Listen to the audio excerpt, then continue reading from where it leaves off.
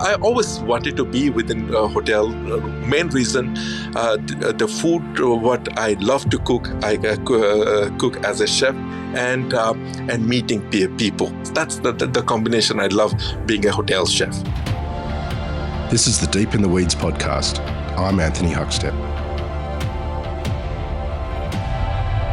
We know a career in food can take you all over the globe, but what's it like travelling the world and working in 5-star luxury hotels where exceptional food is paramount?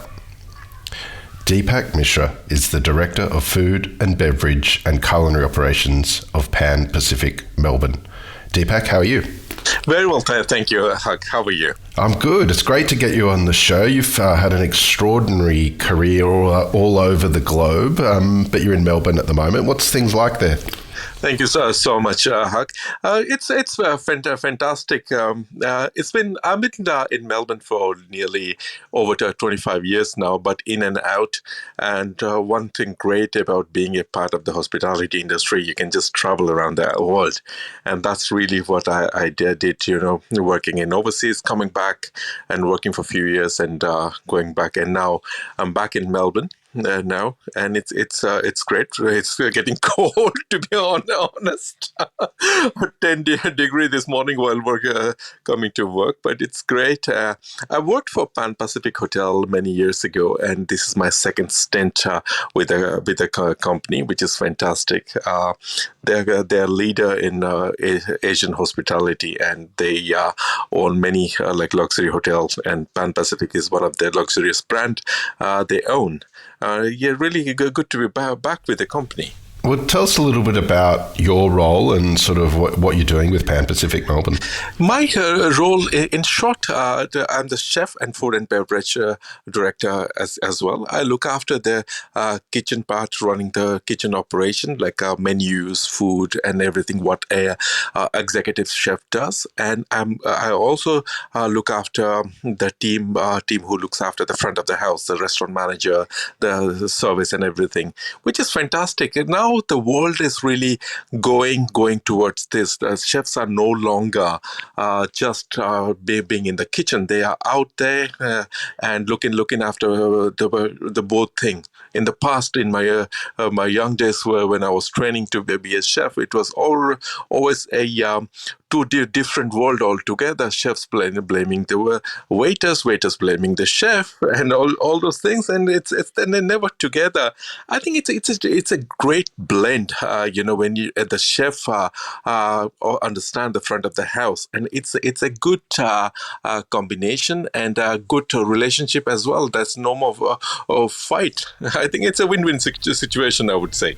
What's the scale of the operations? How many people sort of are you working with, and what are you doing there? Altogether, I've got a team of over 100 team members, including chefs, front of the house team members, then kitchen stewards, and team members looking after the club lounge where we do a buffet, and the team members look after the cafe. So we do have two outlets, three outlets, I would say. One is a restaurant, which is a 120-seater, and we have a cafe, which is about 66-seater, and we have a club lounge for the executive club floor guest. That's the 150-seater. So the chefs and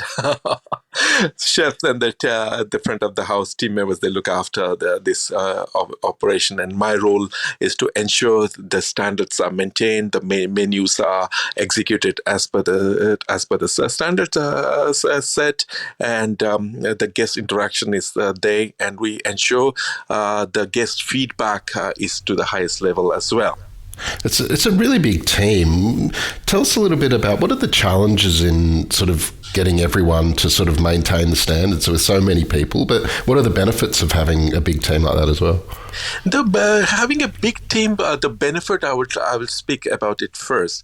The benefit is such when there is a downtime and you don't have enough hand or team members around, people can jump in each other's area and help out, and that's the biggest advantage having a large team, I would say, and they're versatile. They can work in different area, and the challenges at this moment post COVID, I must say it's getting better at this moment, and finding skilled manpower.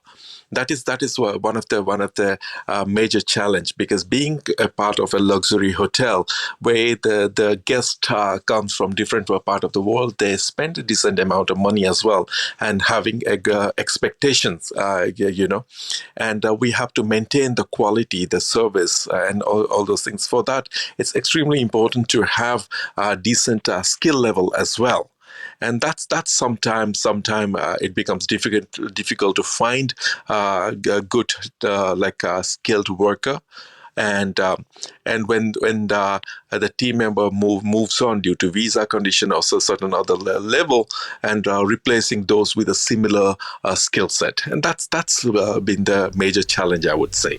Yeah, I want to explore sort of what you're doing there, and particularly your food a little bit later on. But take us back to when you were young. Where did you grow up, and what sort of role did food play in your family? I did grow up in India, and yeah, then after my schooling, I always wanted to become a chef. But though I don't come from a hospitality background, my father is an aeronautical engineer. He always worked in a aircraft manufacturing factory. In fact, manufacturing fighter jets. And my brother who worked in merchant navy as a marine engineer, and my grandparents, they're all doctors.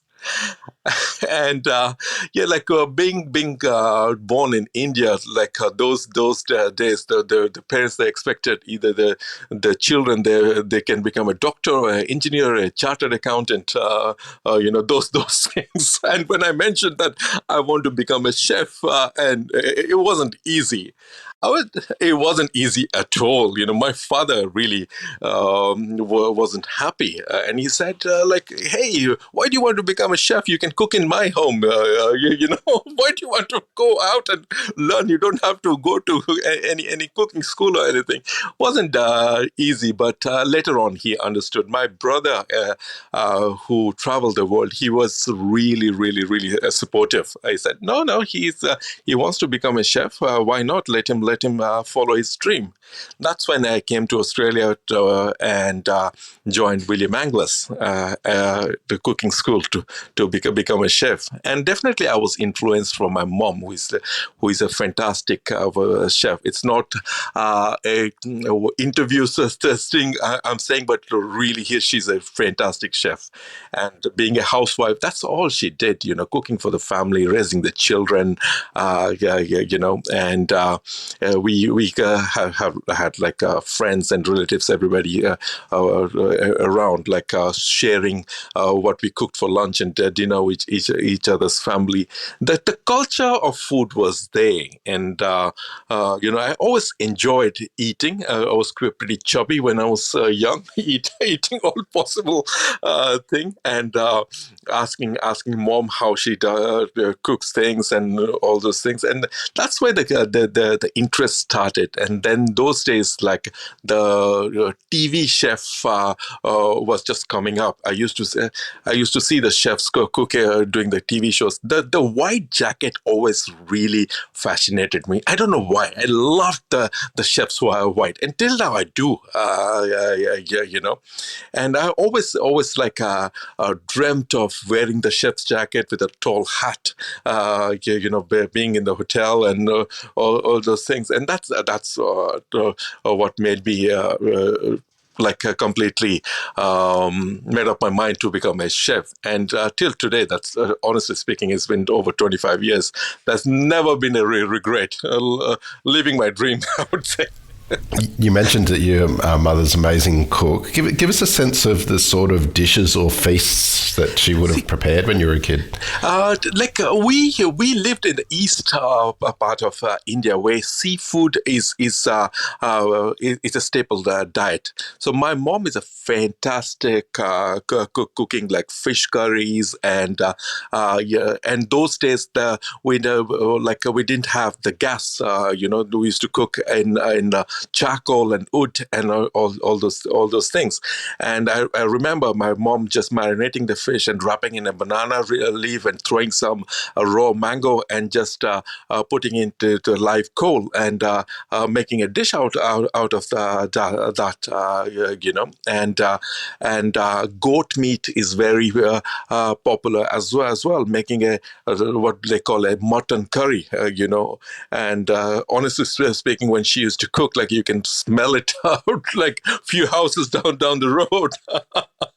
And yeah, like seafood, goat curry, and a lot of like Indian sweets, and the rice always a staple diet with all the curries and everything as well. And yeah, but she definitely was known within my family for her fish curry and the mutton curry. You mentioned that you moved to Melbourne, and that's where you sort of started with William Angus. What was Melbourne like for you when you first moved there? Was it quite different for you? It was very different. First time, like I left home and just landed in a foreign land, not knowing anyone, and the Melbourne was like absolutely different to what it is out right now. Not a lot of international students here, especially in William Angus as well. But definitely, the hospitality industry was completely different to what I've seen in India those days. Like a lot of great chefs around, and those days there was like Paul Bocuse restaurant as well in the Daimaru, where Philippe, who is the great mentor and friend now, used to be a chef there. Yeah, like the food culture was fantastic. There was three hat restaurants, and hotels had, or like most of the luxury hotels had hatted restaurants around. That was the culture, which phased out after a few years, and it was great. A lot of like food shows and pop-ups and a lot of activities. That was great. But I did not those days. There was not a lot of foreign chefs, especially from the world I came from. That was the difference. I would say. You after sort of doing the William Angus tape view course, you kind of went on a global sort of tour. Take us sort of to the different countries that you experienced, and take us on a journey. Absolutely. After William Angus, I joined a great chef. Till now, he's my mentor. His name is Chef Tom Milligan.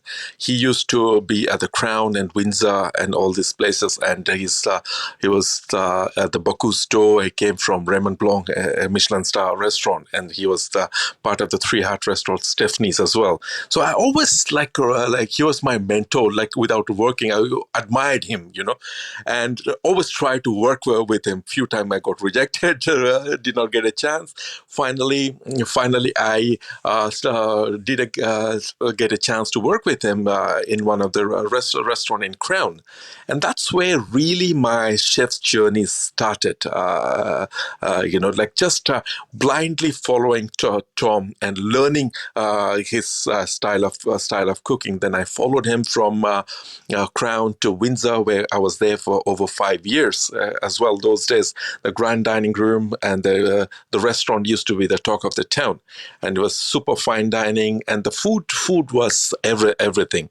And that's when my journey started, and that's where the style of cooking, the European, the French style of cooking, the furnace, I picked up, and he mentored me well until today. He mentors me, starting from the basic to sauce to grill to creating the dish and encouraging to come up with dishes as well. And I did get a chance to go and work with many of the other chefs as well, like Shannon Bennett, Chong Lu, from the as well. Chong used to be a good friend of Tom, and he organized me to do a stage with him as well. So got a opportunity to work with many of the chefs. Then. Greg Malouf and Jeff Lindsay and all those people. Those used to be the like the god of food those days. Yeah, got the opportunity to work with them, and that's where the journey started. And those days, Windsor used to be owned by the Oberoi Group of Hotel, and I believe that was early 2000 or 2007. The hotel was sold, and that's when my traveling journeys started, and I was given an opportunity to work in one of the luxury resort in India owned by Oberoi. That's when I started traveling. So I went to India, worked at the Oberoi Raj Villas in Jaipur, which was voted second luxurious hotel in the world in that particular year. And that was completely a different experience altogether, because it's a resort with 37 acres of land and having its own organic farm inside. There was no fixed menu those days. Like, I used to go in the morning with the horticulturist, pick up the herbs and the vegetables and everything, and write a menu. Every day there was a new menu. And that was fantastic. That really challenged you to come up with the dishes and all those things. And that's when the journey started coming out from the kitchen as well, like cooking the food and going and talking to the guests and getting the what you would call it. The feedback, what they feel. Being a very luxurious resort, we used to get all the the high-end guests as well from Hollywood and like big stars. And you see a chopper landing, you see there's a big Hollywood star coming in, or Bill Gates coming in, or Richard Gere or Madonna. So best was the answer out there. So you plan your dishes starting from the breakfast, the lunch to the dinner, and everything. Well, that's when the journey of me like traveling started, and the experience what I gathered working with the Oberoi Raj Villas and that high-end luxury hotel, that started something a thing that I started loving, being a part of a luxury hotels and the food and beverage offering out there. And then moved around and came back to Melbourne. Then went to Dubai. Then I did another assignment opening at a hotel in India, part of the Fairmont and Raffles hotel group. Then worked in Singapore, part of the Pan Pacific Hotel Group as well. And when I was at the Fairmont as well, got the opportunity to travel in Europe and working in various other hotels, doing stage as well. And that's where my journey started. So on and off, I traveled for nearly 14 years from Melbourne to back and forth. Yeah. Outside of the kitchens that you worked in sort of all over the world, what sort of influence did the sort of local cultures and food have on you as you were kind of living in these different countries? One thing I ensured, Huck, like every country I worked, I ensured I learned or tried to learn that particular cuisine from there. And when I was working in India, though I'm born Indian, but I never got the opportunity to formally get trained in Indian cuisine. So when I worked in India, I ensured working with the Indian chefs, going to the villages and various part of India and learning the wide Indian cuisine and the spices and all those things as well. One thing I never used to like, being trained in French cooking and European cooking, when people used to expect, oh, you must be cooking very great Indian food as well. And I never used to like it, that no, I can't cook Indian food because I'm trained in European cooking. I never used to like it. So when I got an opportunity to work in India, I ensured I learned that particular cuisine, And same thing happened when I went to work with the Fairmont Hotel in Dubai as well. I learned the Arabic cuisine from the Arabic chef, and like in Singapore, when I was in Singapore as well, I learned the Peranakan cuisine, the authentic Peranakan cuisine, because the owners of Pan Pacific Hotel Group, they are Peranakan as well. The Southeast Asian flavor, the Malaysian flavor, the Chinese influence, all those things, and that's why I continue to my learning spree to learn those cuisines as well. And when I went to Europe as well, when I was working with the Fairmont Hotels, I got the chance to get trained to learn and cook the real Swiss cuisine when I was in Zurich as well. The raclette, the rostis, the zurichoise, and all those things as well. I believe that's something where now I can say my food has got that influence of this global cuisine. Do you have any favorite stories of events or experiences, cooking in sort of abroad along your journey of that 14 years across the globe? Absolutely.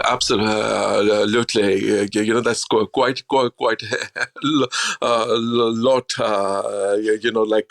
Especially at the Raj Villas. I was told, oh, I'm cooking for a VIP guest. And I prepared the menu, and I was told that, oh, you have to go and present the menu to the guest and discuss how he feels about it. And I did the menu, and when I went to present, and found out he's one of the top Hollywood star, and I was like stunned. I was speechless, And same thing happened with Mr. Amitabh Bachchan and the family as well. He's a superstar in India, and then cooking for the celebrities, and cooking for the leaders like Nelson Mandela and all this people. That's something really memorable as well. And they're humble people, and when you present your food and explain as well, And recently when I was opening the Charleston Hotel as well, there's a Sofitel Hotel in Charleston in Melbourne as well, and that's owned by Mr. John Gandel. And when we opened the hotel, and I had to write a menu for the family, and I was a bit nervous, to be honest, like cooking for the richest man, one of the richest man in Australia. And I was asked to explain the menu and thought behind the menu, and I was standing and explaining the menu, why I planned those dishes, and then the thoughts were behind them. And he said, Deepak, I can see the passion when you're explaining your food, and to be honest, that's the compliment, and that's something may make your day, And this is the memories I would always have with me. What brought you back to Australia? The produce. Always the produce. One challenges, I'll be very honest with you, I had when you work around the world, and when you're used to with the produce in Australia, and you are importing them, and it's not the same thing. And the produce in Australia is very much you can get it straight away. That's one of the reason always got me back to Australia in my young days. And now, like when I my last assignment in Singapore, when we came back, we came back because we extended our family. My son was born, and now we have a 1-year-old daughter as well. And we thought let's go back to Australia and settle down as well. One thing was the family thing to get back to Melbourne, and Melbourne always been a home. And I always enjoy Melbourne, the food scene, and the chefs around, interacting with them, and now being a part of the Bocuse d'Or as well. I'm the vice president of the Bocuse d'Or Academy Australia as well, and mentoring the chefs and being a part of those. Because this stage of my career, I feel that the journey I've had, I should give back to the industry as well, which is I'm enjoying too. And just before this interview, I just delivered it a training session to a group of new recruit in a hotel, talking about the food and beverage journey, the ethos, and standards and all those things. That's something I'm enjoying at this moment, and I would like to carry on doing too. Tell us a little bit more about this role and your involvement and what sort of impact it's had on you. About the Bocuse d'Or? Yeah. The Bocuse d'Or is the highest chefs competition in the world, which takes place in Lyon. Like the chefs from all over the world, they participate. Every country who qualifies, they participate in competition in Lyon, and we run a competition in Australia to choose the candidate who will represent the country. And we recently, a few weeks ago, we had the selection as well. The top chefs of Australia, they competed, and the winner, we chose the winner and the commis chef who will be representing the country and going to the Asia Pacific selection, then representing the country in Lyon in France. That's really a great thing as well, when we are representing Australia in the global chefs community and the chefs platform.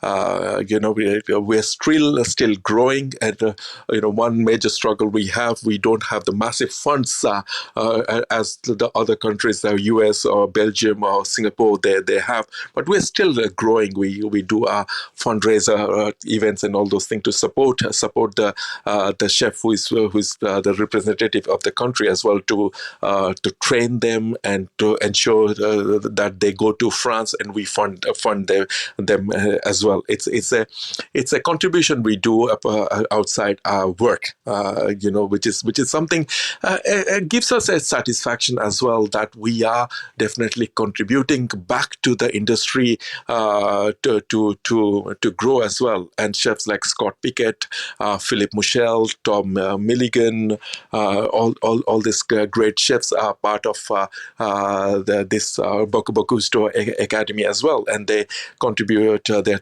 time now. And we have Dan Arnold, who represented Australia a few years ago in the Bocuse d'Or. Now he's a successful restaurateur in Brisbane, and he's doing kicking goals out there in his restaurant by Dan Arnold.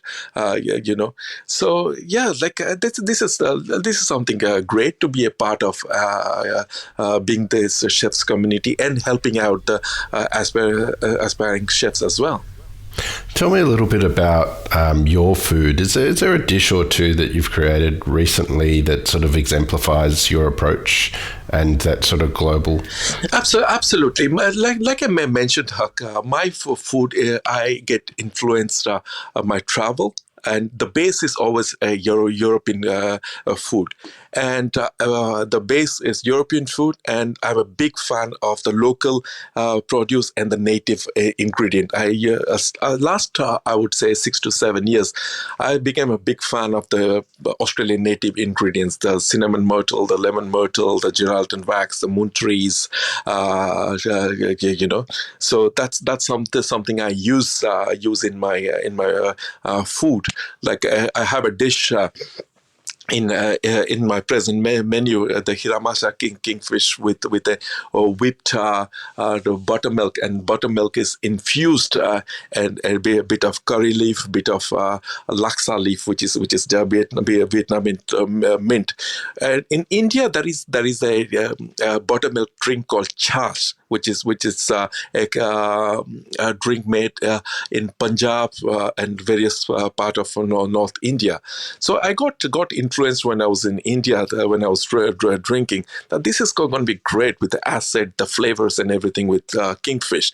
And we try to infuse very lightly those flavor in buttermilk, and we thicken it, and that's something a base for the kingfish. And I make a gel with mango and ginger, and yeah, that gets served with a Geraldton wax oil and caviar.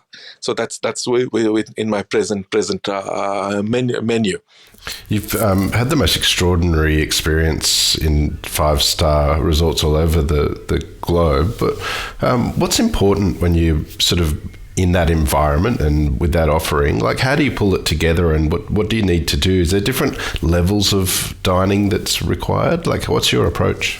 That's a different dining levels definitely required, because you have menus for the room, which we call it an in-room dining menu, and you have menus for the restaurant. You have menus for the high tea. High tea is very close to my heart, being having been the executive chef of the meccas of high tea like Langham and Windsor and all these places. We have a high tea menu. Recently, we have started a high tea, which I'm very proud of, and we have cafe menu. We have a banqueting and event place space as well within the hotel. We have event menu as well for large events.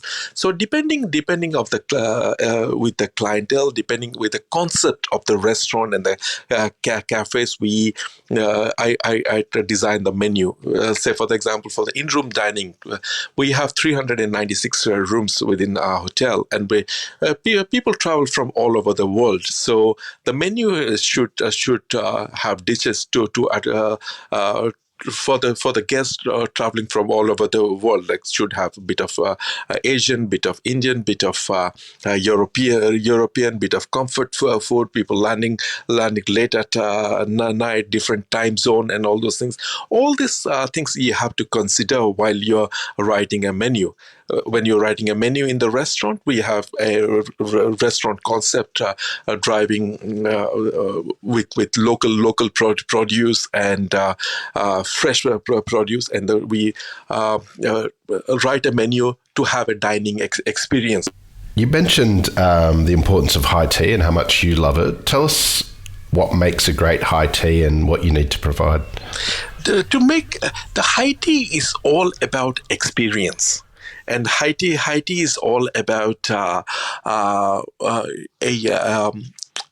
menu where you can sit down and sip your coffee or a champagne, and every component of the high tea should complement the beverage and just stimulate your taste buds. A menu with your delicate pastries, the Devonshire scones, and hot savories, and sandwiches, and so on and so forth. And in our present menu, we have 4 to 5 different pastries with best of best Belgian chocolate, and we infuse the local flavors as well. Like I use Geraldton wax in one of the mango and passion fruit dessert, and I use a salt push in what you call it in one of the warm pie what we make, and the signature the Western Australian lobster roll what we serve in a brioche bun in Haiti. That's one of the most popular sandwich or the savory item what we have in our menu. And the scones are made with the flavor of lavender, which is local as well, and orange blossom. And we to make our jam in house. We infuse some rose petal in there to have that fragrance, delicate flavors in there. We have range of teas available out here. I use TWG, the brand of tea, which is very bespoke and luxurious tea brand from Singapore, which complements the high tea altogether. And we serve champagne, various champagne as well with high tea. So the aim is you should come and sit down, have a great conversation with your friends and family, and enjoy the afternoon with all these delicacies. The last couple of years have been challenging for everyone, and as we know, traveling was difficult, and hotels were deeply impacted by COVID. What sort of effect has it had on you? Has there been positives and change to come out of this experience for you?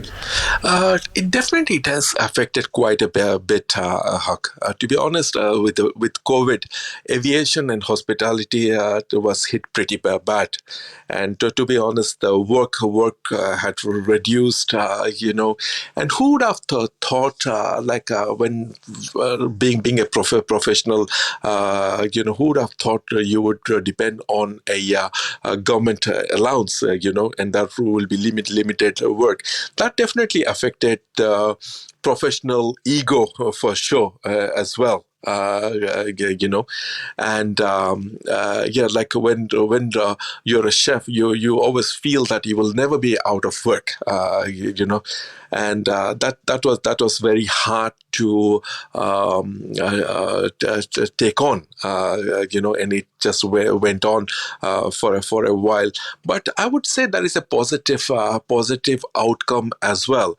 We definitely understood the value of spending time with the family as well. Being a chef, as everybody know, it's quite tough. You do long hours, you do weekends, you do work when everybody's enjoying doing the festivity and stuff. You don't spend that much time with your kids and family, your wife and stuff. Sometimes you feel that your son started walking and you were not there. And your children started doing certain things, you were not there. To be honest, I would take it positive in this manner. The amount of time I spent with my wife, my kids, and with, to be honest, plan for our second child. My daughter now, who is 1.5 year old now, during COVID, she's a COVID baby. And to be honest, that's the best time I had. And I felt this is something I've been missing it. And to be honest, I wouldn't change. I would do anything to get that time to spend with my wife and family and my parents and kids. And I want to give them what they deserve in terms of time. We can give all possible things in the world in terms of luxury, but that the time and belonging, and that's what they're looking for, really. Well, Deepak, you've built the most incredible career and affected so many people along the way. What do you love about what you do? What I love about what I do, every day is a different day. That's what I love. It's never boring. I walk in every day. One day it's crazy busy. One day there's a different event altogether. You write a menu for one season. By the time you establish that you're ready to start writing menus for to other activities as well. Like yesterday, I completed about 4 to 5 menus. Like who would have thought I completed the Christmas of menus already, and the spring carnival, the next school holiday, what you call it, high tea. We run a kids high tea at the Pan Pacific Hotel. So yeah, it's fun. Every day is different, and you meet different the people. Like a few days ago, I bumped into a legend cricket, Mr. Jayasuriya as well. And I thought, wow, being an Indian born, cricket is in our genes. So, yeah, like when I called my dad, I said, hey, you know what? I met the master blaster, Mr. Jayasurya, and he was thrilled about it. And this is what I love about industry and working in hotel. And I would love to. I always wanted to be within a hotel. Main reason, the food, what I love to cook. I cook as a chef, and meeting people and various people, and that's the combination. I love being a hotel chef. Well, it's an absolute honour to have you on the show today to hear just a part of your story. Deepak, please keep in touch and we'll catch up again soon. Thank you so much, Huck. Thank you so much. Lovely chatting with you. This is the Deep in the Weeds podcast. I'm Anthony Huckstep. Stay tuned as we take a deep dive into the lives of the incredible people who ply their trade in the food and hospitality sector. Special thanks to executive producer Rob Locke for making this all happen.